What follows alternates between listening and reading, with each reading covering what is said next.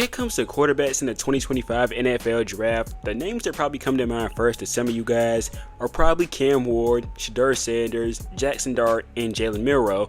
You know, guys that have a ton of hype to their name right now. It's kind of crazy to think that some of these guys are being considered to be the consensus top picks in this year's draft, and not this guy right here, because at one point he was considered to be a future first overall first round pick, and now this guy might be a day 3 pick at latest. Of course, the guy I'm talking about in particular is none other than Texas quarterback Quinn Ewers. Now, in my personal opinion, I do believe Ewers may be worth a day 2 pick in the NFL draft to a team that maybe has a veteran option right now who's probably going to leave in the next couple years. That means teams like the Steelers, the Raiders, the Saints, and even the Rams might work, honestly. So basically a team where he can sit for at least a year or two so he can grow and develop and learn from that quarterback. It's really crazy to think that Ewers, considering where he was at one point, is only being considered to be a day 2 pick. See, Ewers wasn't just a 5-star recruit in 2021, he was the best player overall according to 24/7 Sports. And not only that, he is one of the highest rated recruits of all time, once again according to 24/7 Sports. And it's really no shocker to know that this guy had offers from pretty much everywhere, and he initially committed to Texas in August of 2020. Now that's going to come back later obviously, but in the end, in November of 2020, he would end up flipping to Ohio State. Now, when Ewers came in, the quarterback room was pretty crowded. Obviously, you had CJ Stroud, we all know who he is. Then you had Jake Miller, and then of course you had Kyle McCord, and then you have Quinn Ewers, who was the 4th from the depth chart coming into this season. In his freshman year at Ohio State, he would only take 2 snaps against Michigan State in November, and that would be the only 2 snaps he would play against Ohio State. Because a couple weeks later in December, he announced that he was transferring to Texas. Now, the decision for Ewers transferring really wasn't all that complicated. Number 1, he's going back home to Texas. And number 2, he's going to get a lot more playing time and he has a way better chance to be starter. Remember, CJ Stroud was at Ohio State during this time, so obviously Ewers is not going to take the job over him. Now, he did have 2 4-star recruits in Malik Murphy and Hudson Card already at Texas, but this would be nothing to Ewers and he easily won a starting job in 2022. His first season at Texas in 2022, he played in 10 games, going 6-4 as a starter, throwing for over 2,177 yards, 15 touchdowns, and 6 interceptions. This was a very mediocre season for Ewers altogether for the most part. He struggled with accuracy on his deep balls, and really altogether, his arm talent needed a lot of work before he could ever become successful. He also missed a few games due to injuries, and that would be pretty much a common theme throughout his career. His numbers took a jump in 2023 though, passed for 3,479 yards, 22 touchdowns, and 6 interceptions. His completion percentage also went up from 58% to 69%. This season for Ewers was a step in the right direction, but it was still pretty clear there was a lot of things he still needed to work on. Nonetheless, he would lead Texas to the Big 12 championship game, where in that game they knocked off Oklahoma State 49-21, going 35 for 46 for 452 yards, 4 touchdowns, and 1 interception. He then led them to the playoffs against Washington, where in that game he came up just short, losing 37-31, but he went 24 for 43 for 318 yards and 1 touchdown.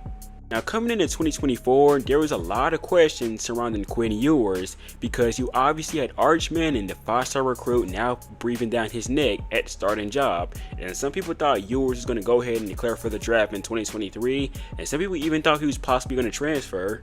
None of those would obviously happen, by the way, and then Ewers announced that he would be returning for his senior season at Texas. And in his senior season, he threw for 3,472 yards, 31 touchdowns, and 12 interceptions. And I gotta give Ewers his props because this might not be the most amazing stat line ever, but he was playing through a torn oblique, and I gotta give him a lot of props from that. That's a really big injury to play through. He led Texas to the SEC championship game where they played Georgia, but they would end up coming up just short, losing that game 22-19. In that game, Ewers went 27 for 46 for 358 yards, 1 touchdown, and 2 picks. However, they still wouldn't make it to the college football playoff game, where they took on Clemson and they won that game 38-24. Then they knocked off Arizona State, but they came up just short against Ohio State, losing 28-14. For the second year in a row, there was a lot of questions surrounding what Ewers was going to do. Some people knew he was going to have to lead Texas regardless because there was no way they were going to have Arch Manning sit another year. So it was either him transfer or go to the NFL draft. Now, despite a team reportedly offering him $8 million to enter the portal and lead Texas, Ewers would decline this obviously, and in 2025, he announced that he would be declaring for the 2025 NFL Draft. Now, we'll find out soon if this was the best move for him career-wise, but let's think about if this was the best move for him business-wise.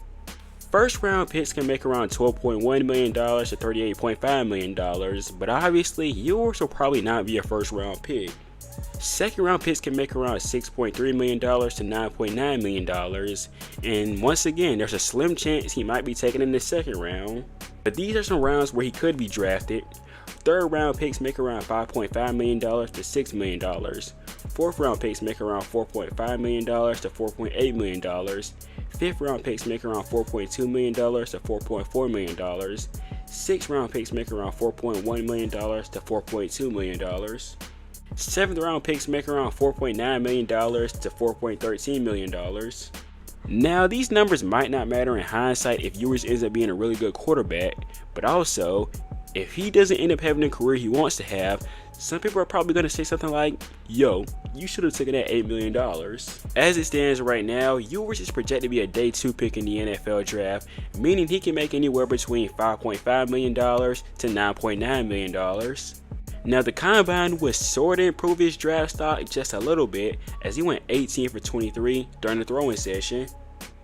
Now, most of the scouts have definitely said the same thing about Ewers for the most part. His arm talent is definitely close to NFL level. The other things about Ewers for the most part is what he struggles with. Some of the things I've seen him struggle with is he stares down his receivers way too hard, his accuracy is definitely shaky, his footwork isn't great, and his play under pressure is also very shaky. To me, it seems like Quinn Ewers might be that typical boomer bust player, a player to where if he goes to the right team and gets developed right, he could possibly become a good quarterback in the NFL. However, there's also a really high chance that he could become just nothing more than an NFL level backup. Ewers definitely has tools that make him an NFL level quarterback, but he also has a lot of weaknesses that he got away with in college football that he's definitely not going to be able to get away with in the pros. And the fact that he's had 2 shoulder injuries and an oblique injury in the last 3 years, that might be another concern for him from a lot of NFL teams. The team Ewers goes to might have a huge effect on his NFL career, and to me, the right team for him to go to is simple: the Los Angeles Rams. This gives him a chance to play behind one of the NFL's best quarterbacks in Matthew Stafford and learn from him for a couple years. Then he's also going to be playing under Sean McVay, one of the best minds in football today. The Raiders also wouldn't be a bad spot. He'll be going to play with Pete Carroll, who had a huge effect in Russell Wilson's career, who was also a day 2 pick. One other team that also I could see making a lot of sense may be the Dallas Cowboys. I've seen a lot of rumors that Dak Prescott might be out of Dallas soon, and if they really want to get serious about that, they can get Quinn Ewers, a guy who grew up in Texas, to sit behind Dak Prescott for a couple of years, maybe a season or two, have him develop, and then right there, you have your quarterback of the future possibly. With the arm talent he possesses, I would be very shocked if Quinn Ewers does become a high-end NFL backup at worst. In conclusion, the environment he goes to may have a huge effect on what his career looks like. He's a low-risk, high-reward type of player, so hopefully a team takes a chance on him knowing this. But what do you guys think Quinn Ewers will go, and what do you think his career will look like? You guys let me know in the comments down below. If you haven't yet, go ahead and subscribe to my channel and tap the bell icon for future football content. Follow me on social medias down below in the description, and I hope to see you guys in the next video.